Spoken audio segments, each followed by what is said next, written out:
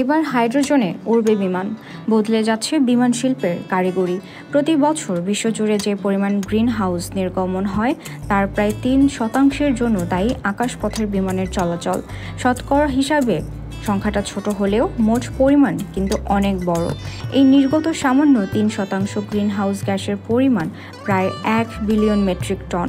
এত বিপুল পরিমাণ green house gas, বিশেষ করে কার্বন ডাই অক্সাইড, অনেক দেশের মোট কার্বন ডাই অক্সাইড নিঃসরণের চেয়ে অনেক বেশি।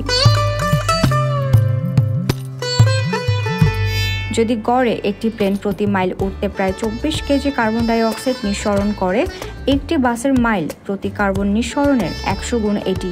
প্রতি বছর নির্গত এই বিপুল পরিমাণে গ্রিন হাউস গ্যাস আমাদের প্রকৃতি ও বৈশ্বিক জলবায়ুতে বিরূপ প্রভাব ফেলছে।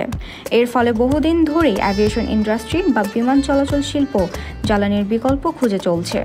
বিমানের জ্বালানি হিসেবে বেশ কিছু বিকল্প নিয়ে কাজও হয়েছে অনেক।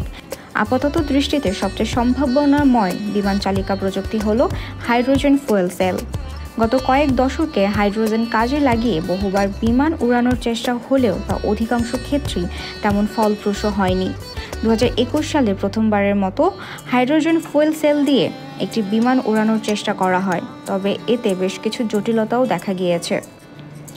এর ধারাবাহিকতায় 2023-এর শুরুর দিকে আকাশপথে পরিচালিত হয় পৃথিবীর প্রথম হাইড্রোজেন চালিত বিমানের সফল একটি ফ্লাইট। পরীক্ষামূলক এই ফ্লাইট পরিচালনা করে জিরো এভিয়া নামের একটি হাইড্রোজেন ইলেকট্রনিক বিমান নির্মাতা কোম্পানি। জিরো এভিয়ার বানানো 19 সিটের বিমানটি যুক্তরাজ্যের কটসওল্ড এয়ারপোর্ট থেকে 10 মিনিটের একটি টেস্ট ফ্লাইট পরিচালনা করে। এতে একটি কেরোসিন চালিত ইঞ্জিনের পাশাপাশি হাইড্রোজেন ফুয়েল সেলের একটি ইঞ্জিনও ব্যবহৃত হয়। জিরো এভিয়া ছাড়াও গত বছর আরও বেশ কয়েকটি কোম্পানি হাইড্রোজেন চালিত বিমান উড্ডয়নে সফল হয়েছে।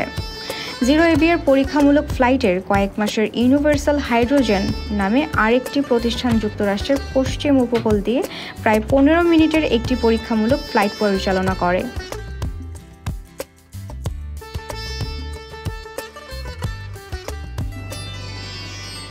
লাইটনিং ম্যাকলিন নামের হাইড্রোজেন ফুয়েল সেল চালিত বিমান দিয়ে তারা এই পরীক্ষা চালায়, তবে এতেও দুটি ইঞ্জিনের কেবল একটি ছিল হাইড্রোজেন চালিত। জিরো এভিয়া ও ইউনিভার্সাল হাইড্রোজেনের প্লেনগুলো হাইড্রোজেন গ্যাস ব্যবহার করে ইঞ্জিন পরিচালনা করে।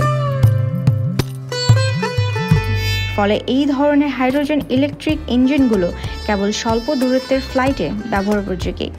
তবে গত বছরের শেষার্ধে H2Fly নামের এক জার্মান কোম্পানি সম্পূর্ণ হাইড্রোজেন নির্ভরশীল HY4 বিমান নিয়ে বেশ কয়েকটি পরীক্ষামূলক ফ্লাইট পরিচালনা করে।